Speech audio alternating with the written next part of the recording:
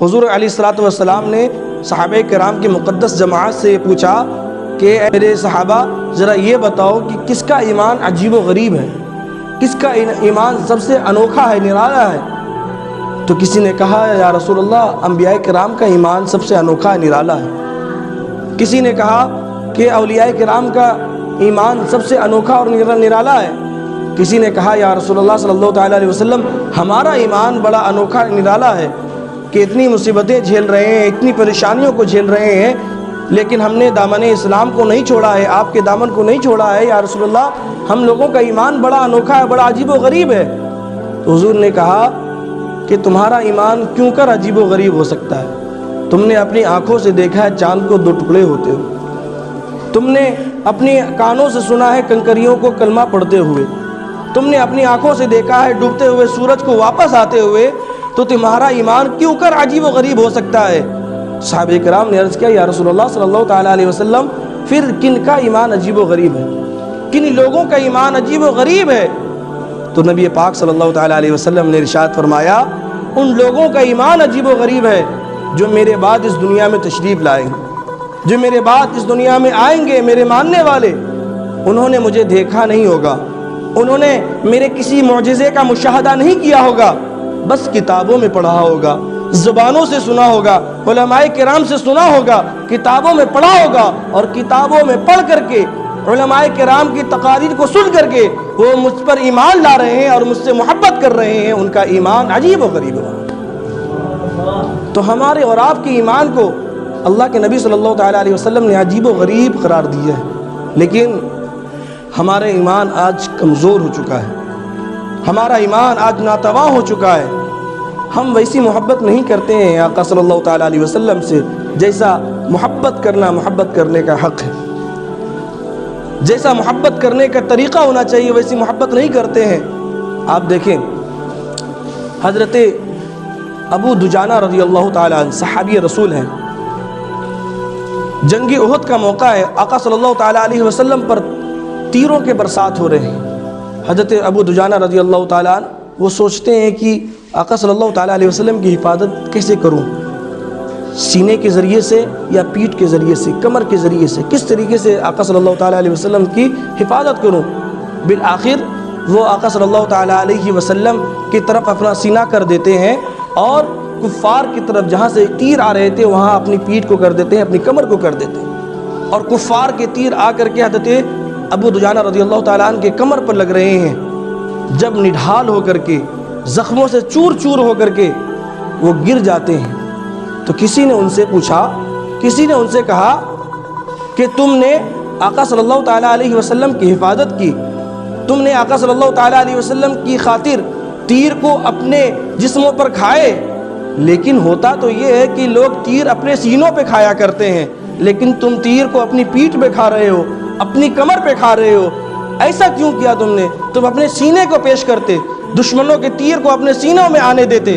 تو انہوں نے کہا تمہاری بات درست ہے، تمہاری بات صحیح ہے کہ دشمنوں کے تیر سینے پر لگنے چاہیے، لیکن میں نے اپنے سینے کو دشمن کے سامنے اس لیے نہیں کیا کیونکہ مجھے یہ گوارا نہیں تھا کہ میں اپنی پیٹھ آقا صلی اللہ تعالیٰ علیہ وسلم کی طرف کروں، میں اپنی پیٹھ آقا صلی اللہ تعالیٰ علیہ وسلم کی طرف کروں اور اپنا سینہ کفار کی طرف کروں۔ کفار کی طرف سینہ کرنا مجھے یہ تو پسند ہے، لیکن حضور صلی اللہ تعالیٰ علیہ وسلم کی طرف پیٹھ کرنا مجھے یہ پسند نہیں تھا، یہ گوارا نہیں تھا،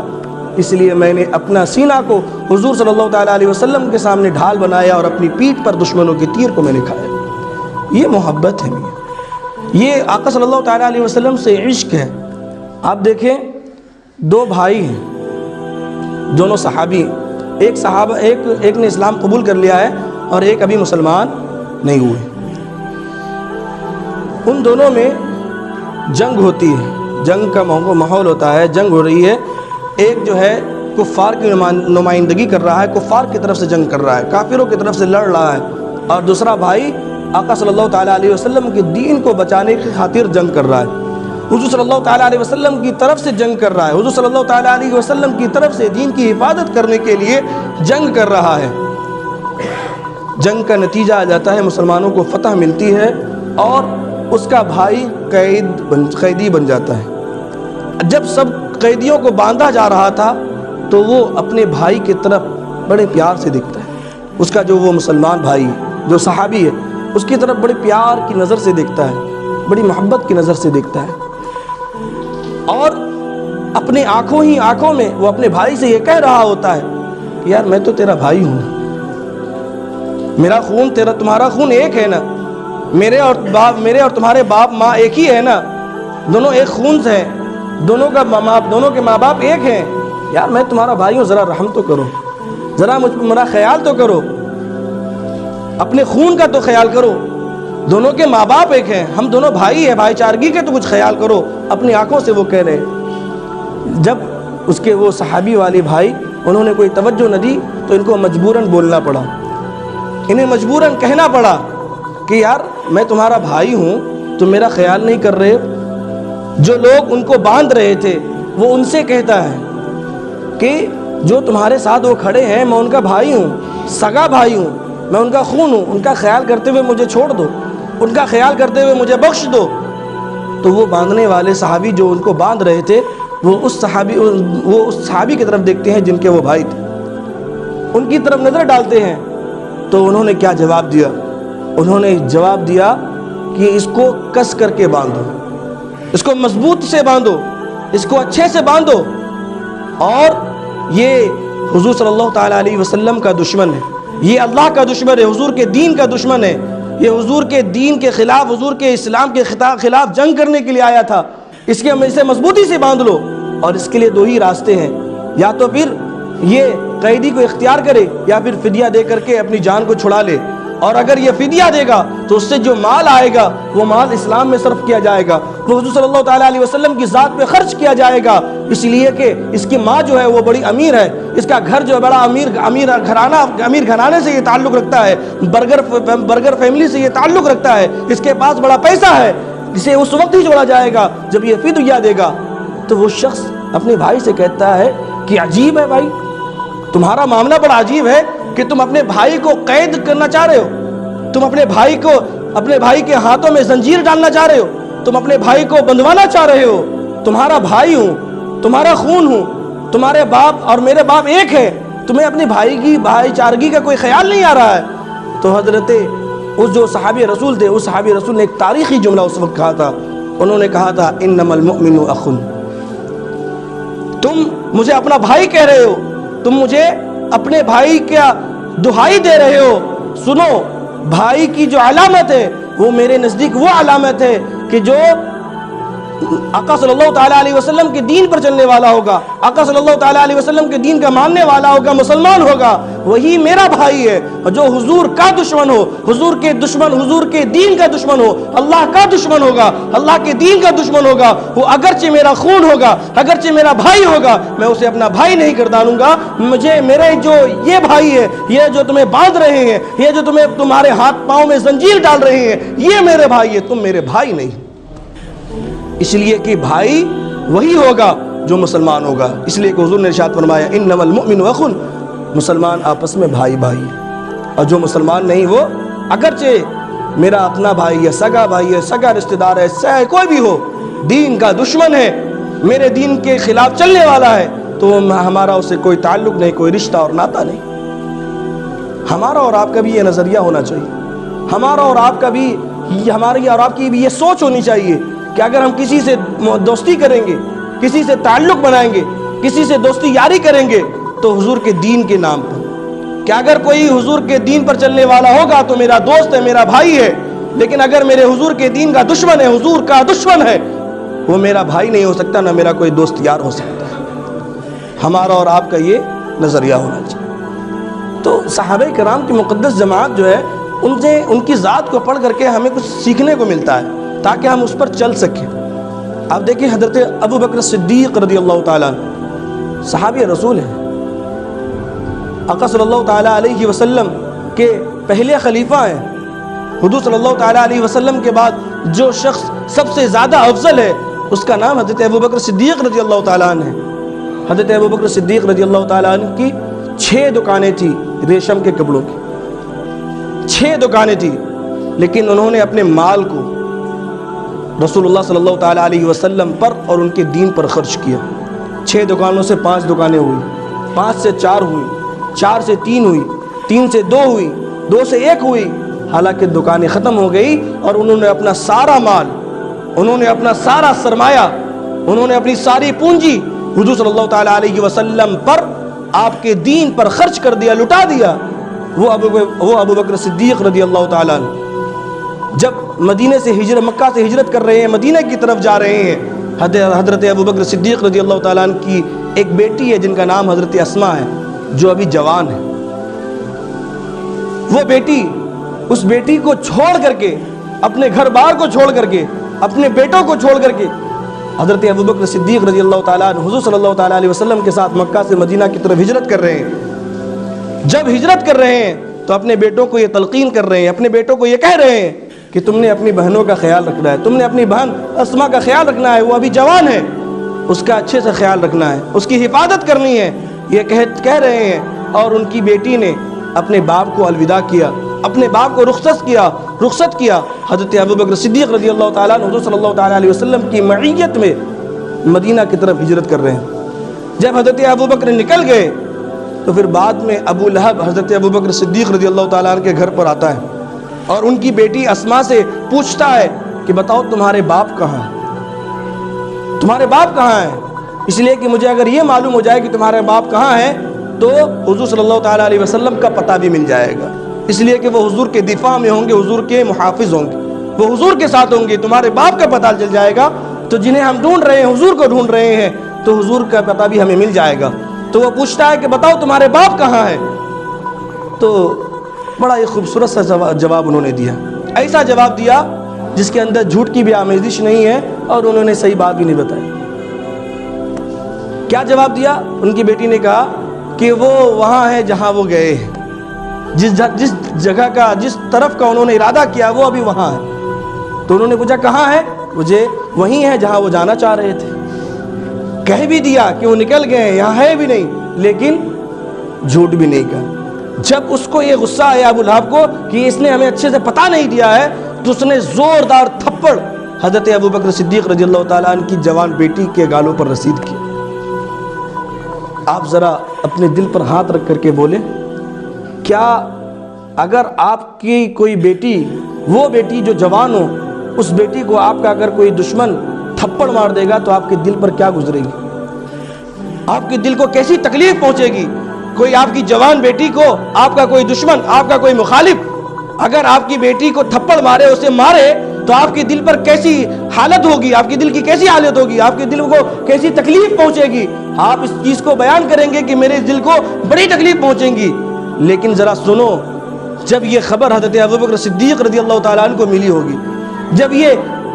ان کی بیٹی کو تھپڑ مارنے والا واقعہ جب ان کے باپ حضرت ابو بکر صدیق رضی اللہ تعالیٰ عنہ کے پاس پہنچا ہوگا تو ان کی دل کو کیسی تکلیف پہنچی ہوگی. لیکن میرے یارو سنو, حضرت ابو بکر صدیق رضی اللہ تعالیٰ عنہ نے اس چیز کو بھی برداشت کر لیا, آقا صلی اللہ تعالیٰ علیہ وسلم کے دین کی خاطر, حضور صلی اللہ تعالیٰ علیہ وسلم کی دین کی خاطر انہوں نے اس تھپڑ کو بھی برداشت کر لیا جو دشمن نے ان کی جوان بیٹی کو مارا تھا, حضور صلی اللہ تعالیٰ علیہ وسلم کی دین کی خاطر. یہ حضرت ابو بکر صدیق رضی اللہ تعالیٰ عنہ, انہوں نے تو بڑے اچھے انداز میں ہمارے اور آپ کے سامنے اسلام کو پیش کیا ہے, ایک تھالی میں ہمارے اور آپ کے سامنے اسلام کو پیش کیا ہے. ہم نے اور آپ نے کچھ نہیں کیا, جتنی مصیبتیں, جتنی مشقتیں انہوں نے برداشت کیا ہے, ہم اور آپ کچھ کر ہی نہیں سکتے تھے. ہمارا اور آپ کا ایمان اتنا مضبوط ہی نہیں تھا, ہمارا اور آپ کا ایمان اتنا مضبوط ہے ہی نہیں کہ ہم اور آپ ویسی مشقتوں کو برداشت کر سکے. انہوں نے تو ہمارے لیے اسلام کو آسان کر دیا ہے, انہوں نے ہمارے لیے تو اسلام کو بڑے اچھے انداز میں پیش کیا ہے. ہمارے تک پہنچانے کے لیے ان لوگوں نے اپنی جان کو بھی قربان کیا, اپنے مال کو بھی قربان کیا, اپنے گھر بار کو بھی قربان کر دیا اس دین کو ہمارے اور آپ تک پہنچانے کے. لیکن ہم اور آپ کیا ہیں, اس دین کی قدر نہیں کر رہے, اس دین کی حفاظت نہیں کر رہے, اس دین پر فخر نہیں کر رہے. میاں اپنے ایمان پر فخر کرو کہ ہمیں اور آپ کو اللہ تعالیٰ نے کیا بنایا ہے, مسلمان بنایا. آج لوگوں کا شکوہ ہے, لوگوں کی شکایتیں ہیں. کوئی کہتا ہے کہ اللہ تعالیٰ نے مجھے مال و دولت نہیں دیا, کوئی کہتا ہے کہ اللہ تعالیٰ نے مجھے خوبصورت نہیں بنایا, کوئی کہتا ہے کہ مجھے فلانی چیز نہیں ملی. لوگوں کا آج یہ شکوہ ہے. میں ان لوگوں سے کہتا ہوں ذرا سوچو تو صحیح کہ تم مسلمان ہو, اللہ تبارک و تعالیٰ نے تم پر یہ کرم نہیں کیا ہے کیا تم اس کا شکر ادا کرتے ہو؟ ہم مان لیتے ہیں کہ اللہ تعالیٰ تمہیں بڑا مال و دولت عطا کر دیتا، ہم مان لیتے ہیں کہ اللہ تبارک و تعالیٰ تمہیں خوبصورت اور حسین و جمیل بناتا، ہم مان لیتے ہیں کہ اللہ تبارک و تعالیٰ تمہیں بڑا پڑھا لکھا انسان بناتا، لیکن ایمان کی دولت اگر آپ کو عطا نہ کرتا تو پھر کیا فائدہ ایسے مال و دولت کا، کیا فائدہ ایسی خوبصورتی کا، اور کیا فائدہ ایسی تعلیم کا جو تعلیم سے ہمیں اور آپ کو کچھ حاصل نہیں۔ تو اس سے ہمیں اور آپ کو اس چیز پہ فخر کرنا چاہیے کہ میاں اللہ تبارک و تعالیٰ نے ہمیں اور آپ کو کیا کیا؟ مسلمان بنایا ہے۔ تبھی تو شاید لکھا نا، نہ عروج دے نہ زوال دے، مجھے بس اتنا کمال دے، مجھے اپنی راہوں میں ڈال دے کہ مجھے زمانہ تری مثال دے۔ کہ اللہ تبارک و تعالیٰ نے ہمیں اور آپ کو مسلمان بنایا ہے، تو ہمیں اور آپ کو آقا صلی اللہ تعالیٰ علیہ وسلم کی سچی غلامی نصیب کرنی چاہیے، سچی غلامی اختیار کرنی چاہیے، یہ ہمارا مین پرپس ہونا چاہیے۔ لیکن ہم اور آپ کیا کرتے ہیں؟ شکوہ شکایت کر رہے ہیں۔ آپ دیکھیں صحابی رسول ہے ایک، حضور صلی اللہ تعالیٰ علیہ وسلم کی بارگاہ میں ایک بادشاہ کا شہزادہ حضور کی بارگاہ میں آتا ہے اور اس نے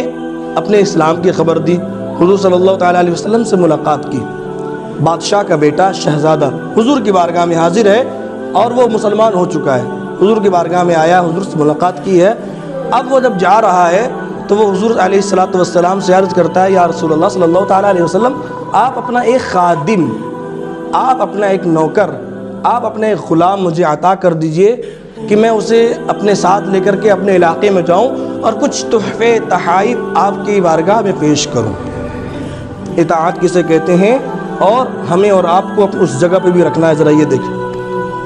آپ اپنا ایک غلام ہمیں عطا کیجئے تاکہ میں اسے اپنے ساتھ لے کر کے جاؤں اور آپ کی بارگاہ میں کچھ تحفے تحائف پیش کروں۔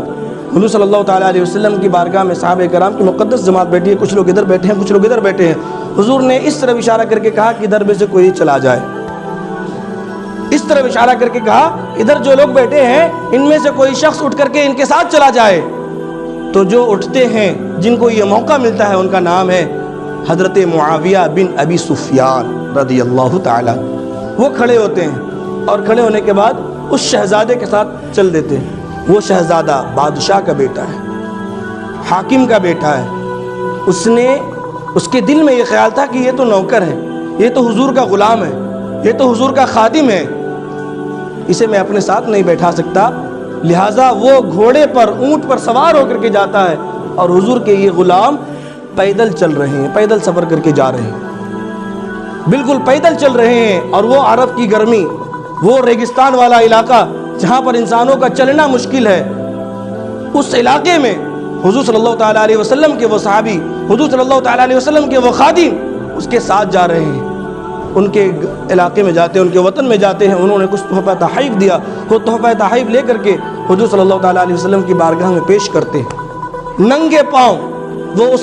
شہزادے کے ساتھ گئے اور ننگے پاؤں وہاں سے واپس آئے۔ عرب کی وہ گرمی اور وہ ریتیلی زمین، جس زمین پر چلنا مشکل ہے، اس زمین پر وہ جاتے ہیں اور تحفہ تحائف لے کر کے حضور کی بارگاہ میں پیش کرتے ہیں۔ کسی نے ان سے پوچھا کہ آپ نے جوتا کیوں نہیں پہن لیا؟ توجہ ہونی چاہیے۔ کسی نے ان سے پوچھا کہ آپ نے جوتا کیوں نہیں پہنا؟ تو انہوں نے بڑا ہی خوبصورت سا جواب دیا۔ انہوں نے کہا میں نے جوتا اس لیے نہیں پہنا تھا کہ میرا جوتا اس طرف پڑا ہوا تھا اور حضور نے فرمایا تھا، حضور کا حکم تھا کہ اس طرف والے اس کے ساتھ ہو لے، اس کے ساتھ چلے جائے، اور اگر میں اس کے ساتھ جا رہا ہوں، اگر میں وہاں سے ادھر آتا جوتا لینے کے لیے، کہیں یہ حضور صلی اللہ تعالیٰ علیہ وسلم کے فرمان کی خلاف ورزی نہ ہوتی، اس لیے میں جوتے کے بغیر چلا گیا۔ یہ اطاعت ہوتی ہے میاں، یہ فرما برداری ہوتی ہے، یہ ہوتا ہے عشق کہ حضور نے جو کہہ دیا اس پر عمل کرنا ہے۔ حضور نے تو یہ نہیں کہا تھا کہ تم بغیر چپل کے چلے جاؤ، حضور نے تو منع نہیں کیا تھا چپل پہننے سے، لیکن محبت کی علامت اطاعت کہ حضور نے یہ کہہ دیا کہ ادھر والے چلے جائیں، ادھر والے کوئی شخص اٹھ کر کے اس کے ساتھ ہو لے، تو انہوں نے ادھر جانا بھی گوارا نہیں کہ جب حضور نے ادھر اشارہ نہیں کیا، اب اگر میں ادھر چلا جاؤں تو کہیں حضور صلی اللہ تعالیٰ علیہ وسلم کی دل شکنی نہ ہو جائے، حضور صلی اللہ تعالیٰ علیہ وسلم کے فرمان کی خلاف ورزی نہ ہو جائے، اس لیے وہ ادھر نہیں جاتے اور بغیر چپل کے جاتے۔ یہ اطاعت ہوتی ہے۔ اس طرح کی اطاعت ہمیں اور آپ کو کرنی چاہیے، اس طرح کا انداز ہمیں اور آپ کو ہونا چاہیے۔ لیکن ہماری شکایتیں ہیں، ہمارا شکوہ ہے، حضرت عباس رضی اللہ تعالیٰ عنہ بڑے مالدار شخص تھے، حضور صلی اللہ تعالیٰ علیہ وسلم کے چچا. ان کا 2 کروڑ کے قریب سود کا رقم بنتا تھا جب سود حرام نہیں ہوا تھا اس وقت کی بات. 2 کروڑ کا سود، 2 کروڑ روپیہ منافع سود کا ان کے پاس آنے والا تھا. کل صبح آتا، آج رات کو سود کی حرمت پر اللہ تبارک و تعالیٰ کی آیت کریمہ نازل ہوئی، احل اللہ البیع وحرم الربا، تجارت کو حلال قرار دیا ہے اور سود کو حرام قرار دیا ہے. اگلی صبح آنے والا ہے ان کے پاس 2 کروڑ روپے اس وقت کے اعتبار سے. اس وقت کے جو درہم و دنانین ہوا کرتے تھے اتنا رقم ان کے پاس سود کا، جب سود حرام نہیں ہوا تھا، آنے والا تھا. اور صبح آتا، رات میں آیت کریمہ نازل ہوئی کہ سود حرام ہے. حضور علیہ السلام کی بارگاہ میں حاضر ہوئے، عرض کیا یا رسول اللہ صلی اللہ تعالیٰ علیہ وسلم، یہ جو سود کی حرمت پر جو آیت نازل ہوئی ہے آپ اس کو بتانے میں ذرا تاخیر کریں، تھوڑا نرمی کا اختیار کریں. اگر آپ نرمی کا اختیار کریں گے تو کل میرے حصے میں کچھ مال آئے گا، میں اس مال کو اپنی ذات کے لیے استعمال نہیں کروں گا،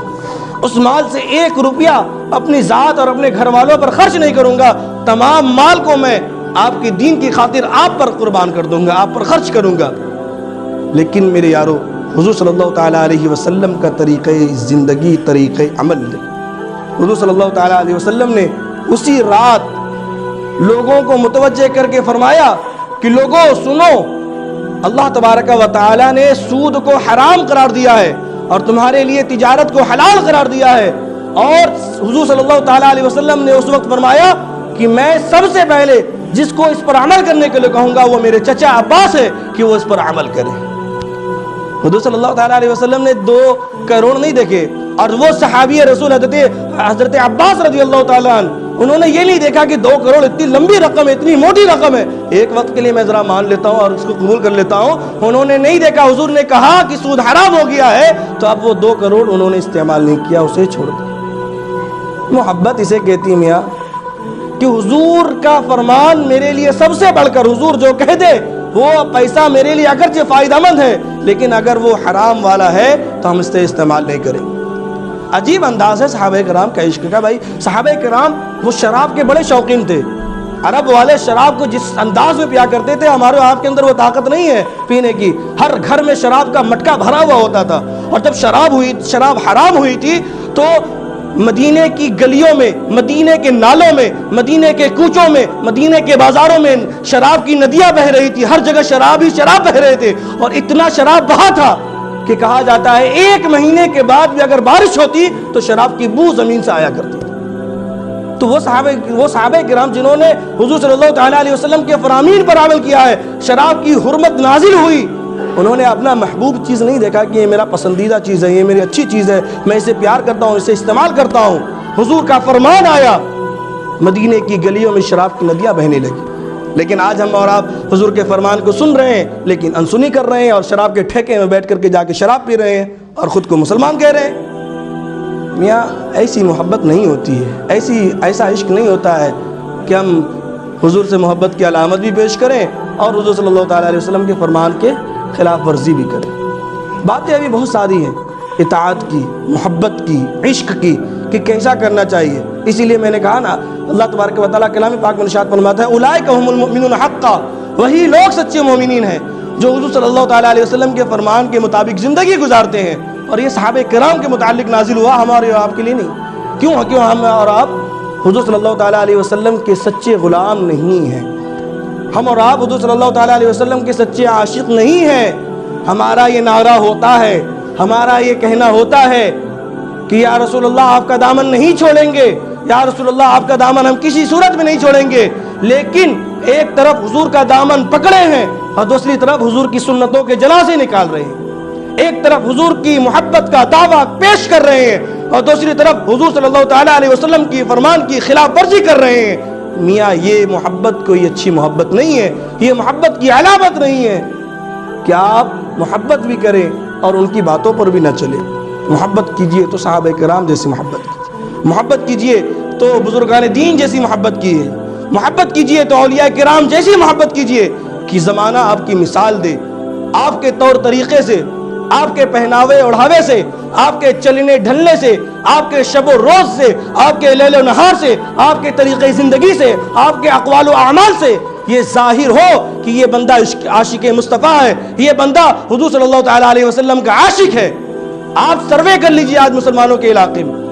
مسلمانوں کی سوسائٹی میں آپ جا کر کے دیکھ لیجئے، آپ گھوم لیجئے، اگر کوئی ایسا بندہ جو اسلام سے تعلق نہ رکھتا ہو، وہ اگر مسلمانوں کی بستی سے گزر جائے گا تو وہ یہ بتا ہی نہیں پائے گا کہ یہ مسلمانوں کا علاقہ ہے یا کافروں کا علاقہ ہے۔ کوئی علامت نہیں ہے، نماز اذان ہو رہی ہے، کوئی نماز کی طرف نہیں آ رہا ہے، لوگ بیٹھ کر کے جوا کھیل رہے ہیں، لوگ جھوٹ بول رہے ہیں، چغلی کر رہے ہیں، غیبت کر رہے ہیں، تو کوئی اگر گزرے گا تو کیسے سمجھے گا کہ مسلمان ہے؟ آقا صلی اللہ تعالیٰ علیہ وسلم کی سنت تو ان کے اندر پائی نہیں جا رہی ہے، حضور کی صفت ان کے اندر پائی نہیں جا رہی ہے، تو کیسے لوگ سمجھیں گے کہ ہم مسلمان ہیں؟ تو ایسے مسلمان نہ بن، ایسے مسلمانوں کی کوئی اہمیت نہیں ہوگی۔ اگر ہم اور آپ حضور صلی اللہ تعالیٰ علیہ وسلم کی شفاعت چاہتے ہیں اور جنت جانا چاہتے ہیں تو حضور کے سچے پکے عاشق بنیے، اور جتنی غلط چیزیں ہم اور آپ کر رہے ہیں انہیں چھوڑ دیجیے، چاہے وہ شراب ہو، چاہے وہ جوا ہو، چاہے وہ نشہ خوری ہو، چاہے وہ کوئی بھی سا عمل ہو، چاہے وہ جھوٹ ہو، غیبت ہو، چغلی ہو، یا حرام کاری ہو، حرام فعلی ہو، یا حرام کا کھانا ہو، کچھ بھی ہو آپ اسے چھوڑ دیجیے، وہ آپ کے لیے اس دنیا میں سود مند نہیں ہو، وگرنہ ہم اور آپ ان بطش ربک لشدید، بے شک تمہارے رب کی پکڑ بڑی سخت ہے، رب ڈھیل دے رہا ہے۔ ہم اور آپ سوچ رہے ہیں کہ کچھ نہیں ہو رہا ہے، ہم تو یہ بھی کر رہے ہیں، یہ بھی کر رہے ہیں، شراب بھی پی رہے ہیں، کچھ نہیں ہو رہا ہے، رب ڈھیل دے رہا ہے۔ جب رب رسی کسے گا اس وقت ہم اور آپ کہیں نہیں بھاگ پائیں، وہ وقت آنے نہ دے، اور ابھی آپ اور آپ کیا کر جائیں، سدھر جائیں۔ اللہ